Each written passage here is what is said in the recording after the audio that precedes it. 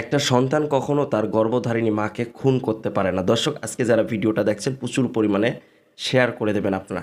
এই যে সাদ বিন আজিজকে আপনারা দেখতেছেন, এই সন্তান কিভাবে তার মাকে খুন করতে পারে আপনারাই বলুন তো।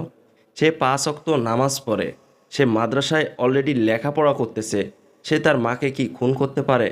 খুন করতে পারে না। অথচ এই ছেলেটা কয়েক ঘন্টার ভিতরে সারা বাংলাদেশে, সারা বিশ্বের মধ্যে তোলপাড় সৃষ্টি করেছে।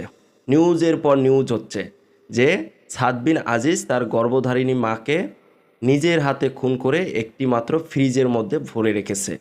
এই নিউজটা সারা বিশ্বের মধ্যে ছড়িয়ে পড়েছে, কিন্তু আমরা তো এটাই বিশ্বাস করে নিয়েছিলাম। কিন্তু আসলে ঘটনা তো অন্যদিকে মোড় নিল। এখন এই মামলার আসলে আসামি কে?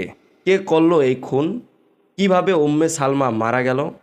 দর্শক, আজকে আমরা এটাই জানবো কিভাবে উম্মে সালমাকে মেরে ফেলা হয়েছে। উম্মে সালমাকে প্রথমে মেরে ফেলা হয়েছে, কিন্তু কেন মেরে ফেলা হয়েছে?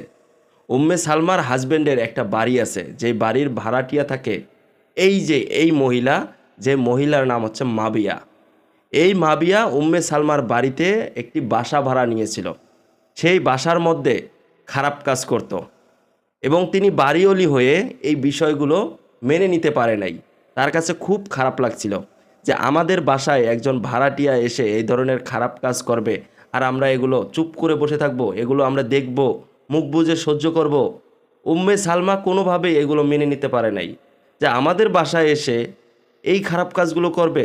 উম্মে সালমা তার স্বামীকে বলে যে এই ধরনের ভাড়াটিয়া আমাদের বাসায় দরকার নাই, আপনি খুব তাড়াতাড়ি এই ধরনের ভাড়াটিয়াকে আমাদের বাড়ি থেকে বের করে দেন, কোনো ভাড়া লাগবে না। এই ধরনের ভাড়াটিয়া যত তাড়াতাড়ি আমাদের বাড়ি থেকে বের হয়ে যাবে তত তাড়াতাড়ি আমাদের জন্য ভালো।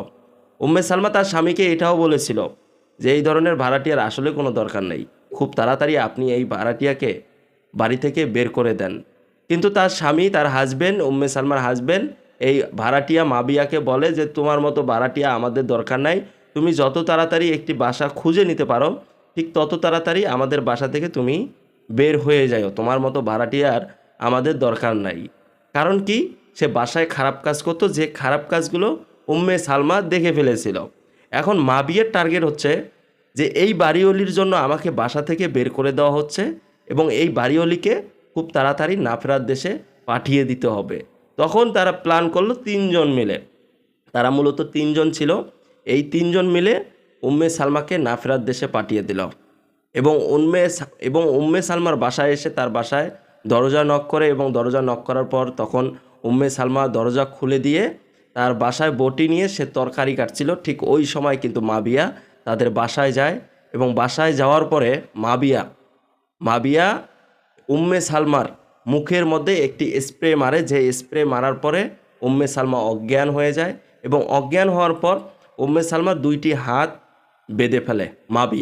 মাবিয়া 2টি হাত বেঁধে ফেলে। হাত বেঁধে ফেলার পরে উম্মে সালমাকে জীবিত অবস্থায়, দর্শক মানে জীবিত অবস্থায়, তাকে তাদেরই বাসায় একটি ডিপ ফ্রিজ ছিল, সেই ডিপ ফ্রিজের মধ্যে ভরে রেখে তারা 3 জন মিলে বাসা থেকে বের হয়ে যায়। কিন্তু এই মামলার আসামি কে হলো? তাদের সন্তান, যে সন্তানের নাম হচ্ছে সাদ বিন আজিজ, যে সন্তান 5 ওয়াক্ত নামাজ পড়ে, যে সন্তান মাদ্রাসায় লেখা পড়ে, সেই ছেলে এই মামলার আসামি হলো।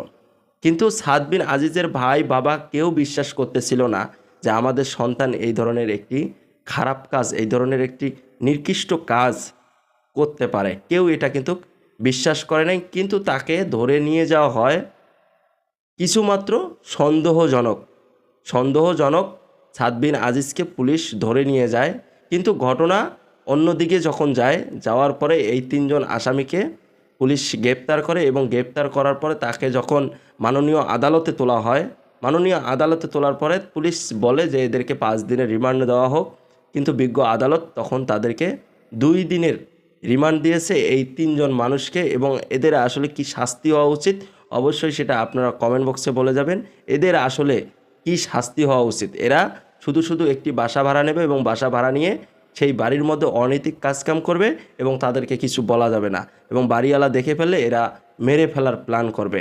এরা হচ্ছে এই ধরনের লোক। তো এই ধরনের লোকের কি শাস্তি হওয়া উচিত সেটা আপনারাই বলুন।